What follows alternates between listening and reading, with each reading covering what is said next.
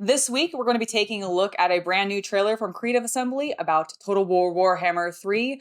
Plus, we have a new Arks of Omen to talk about, and of course, Hasbro is back in the news. I'm Angela, you're watching Hobby Night. Now let's get into it.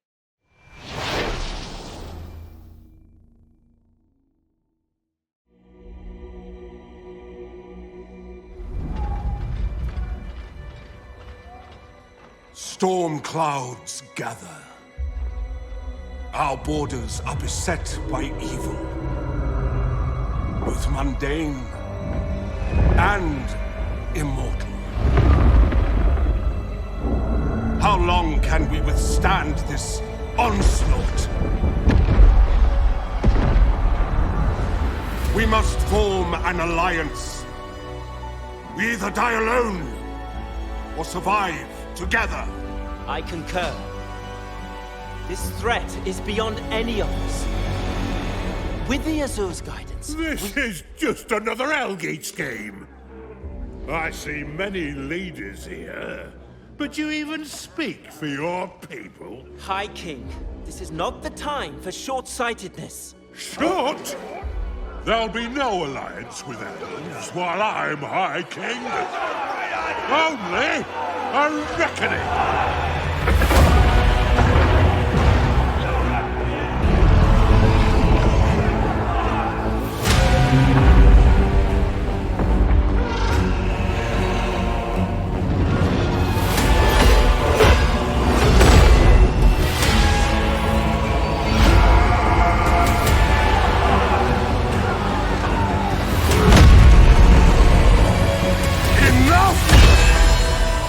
We must not be blinded by our own need for power. This is the moment.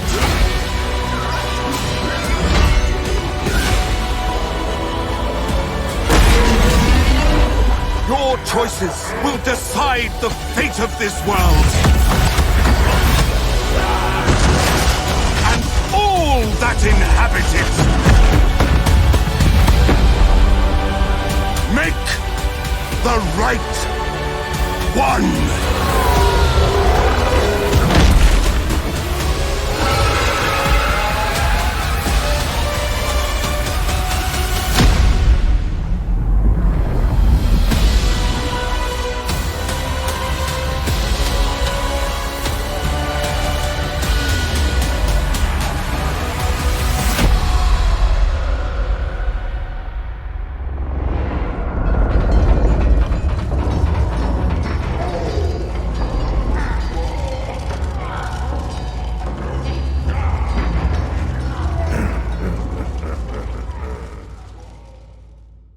I'm not gonna lie, I'm a little bit tired this week, so I'm kind of glad that we don't have a huge amount to talk about, but the things that we do have to talk about I think are very interesting. First and foremost, we have a brand new trailer from Creative Assembly about Immortal Empires coming to Total War Warhammer 3 officially, and this has me super hyped. Total War Warhammer 3 is one of those games that I was really excited to come out.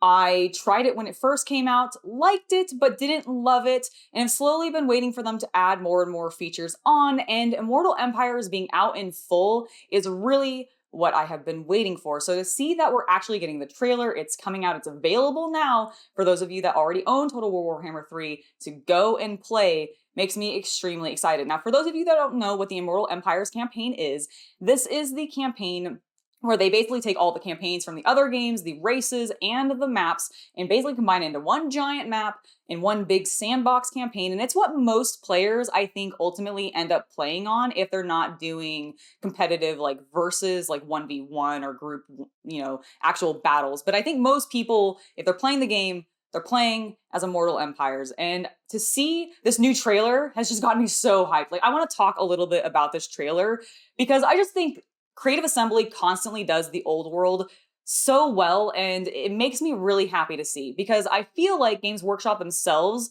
other than occasionally dumping a few pieces of art, don't really talk about the old world much, even though they promised that they would be returning to it and bringing that game back to us on the tabletop a couple of years ago. Now, obviously, that's going to get delayed because of COVID and everything that's happened, but I'm hoping that with Immortal Empires potentially being really successful for Creative Assembly and just continuing to see the absolutely stunning visuals that this team puts out, it'll encourage Games Workshop to keep working on it because people will still continue to have interest in it, and I can't wait to see my Tomb Kings back.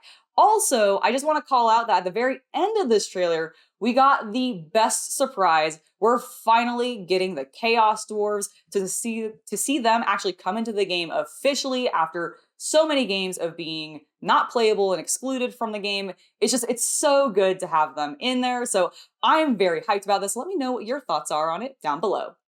All right, as I mentioned, Hasbro is back in the news, and this time it is their response to basically the debacle. We're going to talk about what the CEO had to say to the investors in their recent investor call, because he kind of hand-waved it all like it was just a minor thing for them, and it wasn't really anything for the investors to worry about, which should probably come as no surprise because he's the CEO of the company, and his job is to reassure investors that their money is being spent well and that they should continue to invest in this company. And right now, most everybody else is really looking at Wizards of the Coast and Hasbro and going, I really don't know if they're valuable anymore. They're worth it. And the community certainly is not pleased with them, and they still aren't over everything that happened with the open gaming license, which is what the CEO was specifically covering and trying to hand wave specifically in this conference call. Now, he did also sort of try to hand wave the Magic the Gathering overpricing as well, but the real big focus has been on the open gaming license. And he seems to think, and I quote, that they have and the properly is not there. The quote is, they have course corrected and are delivering a strong outcome for the community and the game. And I'm not really sure that I agree with a statement that says that they have properly course corrected and are delivering a strong outcome for the community or the game, because the community is not happy with them. They are still going to be able to voice very strongly with their dollar as well that they are continuing to be unhappy with them. Especially since since Wizards of the Coast has put a lot of its eggs into one basket, being D&D Beyond. And we've already seen how the community has revolted and canceled their D&D Beyond subscriptions when they weren't happy with what Wizards of the Coast was doing. And I think that's taught them and potentially going to organize them even more into boycotting D&D Beyond further if Wizards of the Coast doesn't get their act together and start actually addressing some of these concerns that everybody has in a more realistic and honestly transparent way. Like, I understand that they want to keep things chill for their investors, but this is a problem and they do need to handle it. And I do think these people should be made aware of exactly how badly Wizards of the Coast messed this up. People just are not pleased with them, and they're not going to just forgive them either. I don't think many of you have. I know I've been seeing online that just people are still continuing to be unhappy, and I really hope Wizards learns from this. Like, maybe they can just turn it around, ultimately do something to make people forgive them, to balance their pricing, to just continue to build up better goodwill since they burned so much of it. I don't know if it's too late, and I'm probably going to continue to say that as we continue to talk about them in the news, because I am sure this is not the last time we'll be talking about them.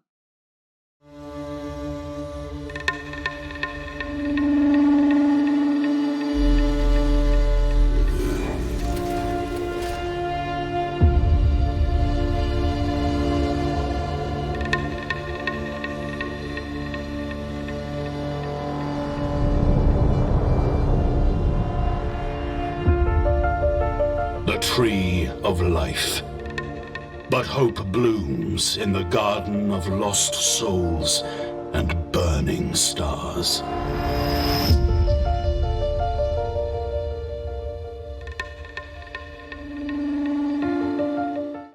Last but not least this week, I want to talk about the latest Arks of Omen tarot reading that we got of the Tree of Life. Now, in this particular tarot reading, we talked a lot about hope. We see a big tree with a bunch of stars in there. There's one big pillar star behind it, and we are seeing the young warrior from the previous card reading a couple weeks ago. So I want to talk about this particular card because I do think that the hope And this new beginning sort of theme that they have going with this Tree of Life is definitely referring to Games Workshop moving into a new edition. We all know 10th edition is coming, or some version of it, or something like that. And I do think that that is what a lot of the dialogue here is pointing towards. But the visuals are a bit more interesting to me, and I want to talk about those in regards to the narrative. Because we are seeing that young warrior back, still with his Tau sword. And if this is in fact referring to Commander Farsight, it really makes me wonder what his actual role is going to be in this story. Because I think it's going to be relatively big. And because we have the Tree of Life, this dome of stars, and one beacon pillar in the background, I'm wondering if he's going to be involved in either the resurrection or death of the Emperor. Perhaps his sword will be what pierces the Emperor's heart or soul or something like that and sucks it out and allows him to be reborn. I'm not really sure, but I do think that is a little bit of what we're being hinted at, and I'd love to know what your thoughts on where this story is going down in the comments below. Alright, that has been it for this week in hobby news. Do be sure to subscribe to the channel so you don't miss future news content, as well as not missing any of my live streams or the Friday hobby content. This Friday, I'm going to be doing a studio tour, if you will. I haven't done one in a year and we've changed some things, so I thought it'd be nice to touch back on it and show off what we've done with the space. I'm really excited for this. Plus, we'll have a hobby live stream on Tuesday and of course a video game live stream this Saturday where hopefully I'll be wrapping up Dead Space. We are so close. I'm in chapter 11, so if you've been enjoying that, following along, we're going to be ending that content soon, and I'd love to know what you guys think I should be playing next. There's tons of things for us to discuss in the comments, so I'll be sure to see you guys down there. And in the meantime, I want to give a huge thank you to my patrons for making it so content like this can continue to happen. Without your guys' support, we wouldn't be doing this, so thank you very, very much. I have been Angela, and I hope you have a wonderful hobby night.